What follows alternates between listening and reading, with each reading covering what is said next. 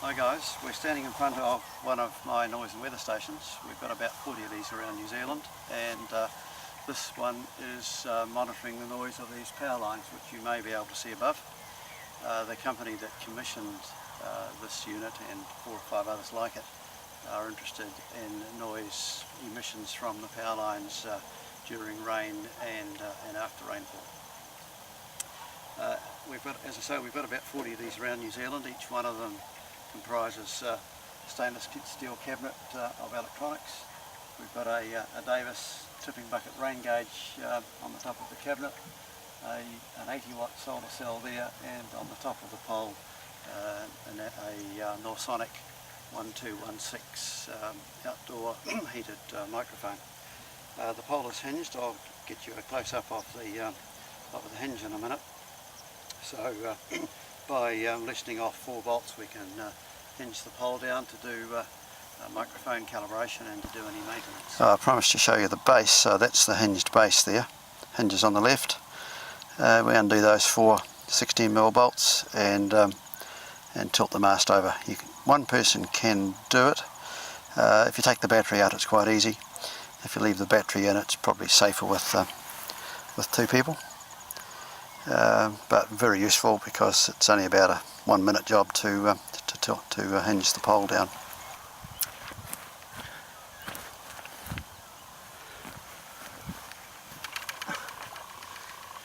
Okay, so inside the cabinet we've got a solar regulator here, which is monitoring the charge of the battery and keeping the battery fully charged. The battery is a 50 ampere hour gel cell. This unit here is the printed circuit board. It uses an ATmega 1284 microprocessor, which is a fairly powerful micro. There are about 6,500 lines of code in that processor, so it's took quite a while to get the code right. The board has got 4 RS-232 ports.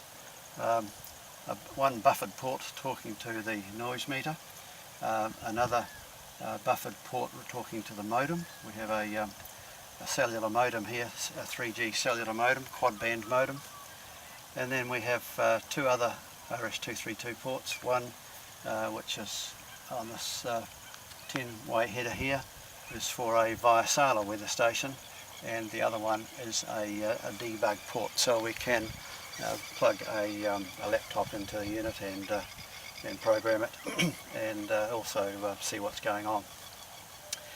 This socket down here is for a Raspberry Pi. Recently we had a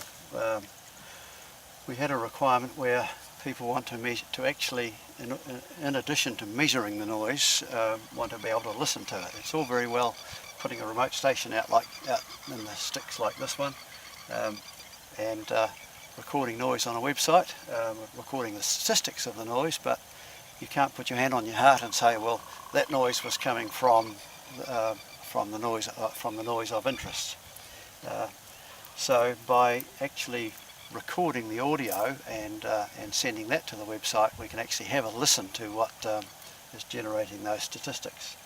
So we've now got some improved code where we plug a Raspberry Pi into this socket here, and we use the Raspberry Pi to generate MP3 files, and we chose the Raspberry Pi simply because it gives you a large amount of memory for a pretty cheap price. We could have put that memory on our own board, but it would have taken quite a bit of development time, and the hardware would have been of a similar cost. So we have a Raspberry Pi there. And the Raspberry Pi has got some trigger parameters set on it, so we can tell it to record if the noise exceeds a certain threshold, or in this particular case, for the supply authority, we tell the Raspberry Pi to start recording when it starts raining. So the moment we see a bucket tip, we do a recording, and then we do timed recordings after that, so that they can listen to corona and hum and buzz from the power lines when it starts to rain, during the rainfall, and after the lines are drying out. We can also trigger on noise peaks. So if we were measuring a drilling oil rig, for example, or a port, or race tracks, motor racing, horse racing, then we can trigger on noise peaks and then have a listen to it later. And the audio is actually, or the audio files, the MP3 files, are also uploaded to the website. So that's it in a nutshell. The NOR 140 has proven excellent for this task. The amount of drift that we get is virtually immeasurable. I do a calibration of the microphone and meter every 2 years, but I also do periodic calibrations remotely. I can send it a text message and get the meter to generate an internal calibrated source. And just yesterday, in fact, I calibrated one that we've got down in Canterbury in New Zealand, which is in the South Island. It sees a lot of snow and cold temperatures. It also sees temperatures up in the mid-30s during the summer. The calibration figure yesterday was 90.6 from the internal calibrator, and 5 years ago when we put it in, the calibration level was 90.6. So in other words, zero drift, which is pretty pleasing. I could buy a Chinese meter at about a quarter of the price of this one, and a Chinese microphone.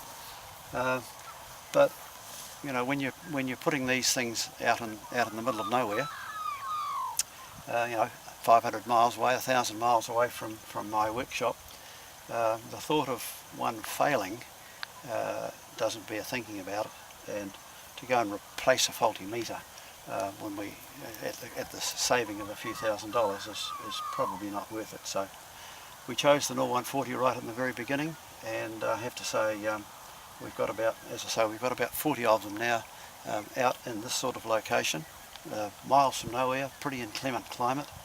This one is only 10 miles from the west coast of the North Island in New Zealand. Gets a lot of salt spray, a lot of temperature changes, and I'm just trying to think if we've had any failures. I think we've had one meter failure, and we've had another couple of meter failures which have been finger trouble. The owner has plugged the battery socket into the wrong hole and damaged the meter. But other than that, they've been 100% reliable. I don't know whether you can see these LEDs flashing on the board here. There is the one on the left, which is flashing once per second. That's that just tells me that the microprocessor is running. And the one on the right, which you may not be able to see, it's giving a very, very short, fast flash, and that's coming from the anemometer. So I'll just show you that.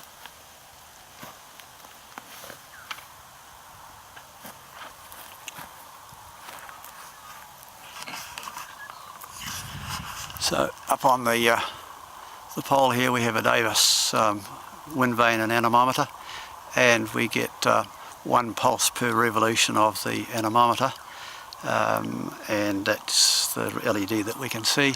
And the microphone on the top of the pole is the NOR 1216, which is a heated microphone.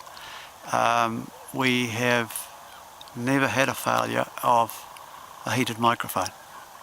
I think that's true. I don't think we've ever had a failure. I had one failure just recently where a cow chewed her way through the cable.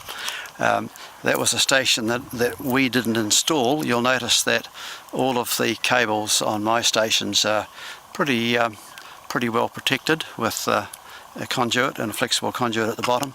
I've never had a failure with this one, but another company put their station together using my design and printed circuit boards, and they ran the cable without any protection, and a cow chewed the cable.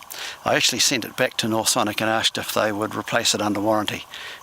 They chose not to, which is fair enough. So yeah, and so this one here is measuring the noise from those power lines, which you can see in the distance there.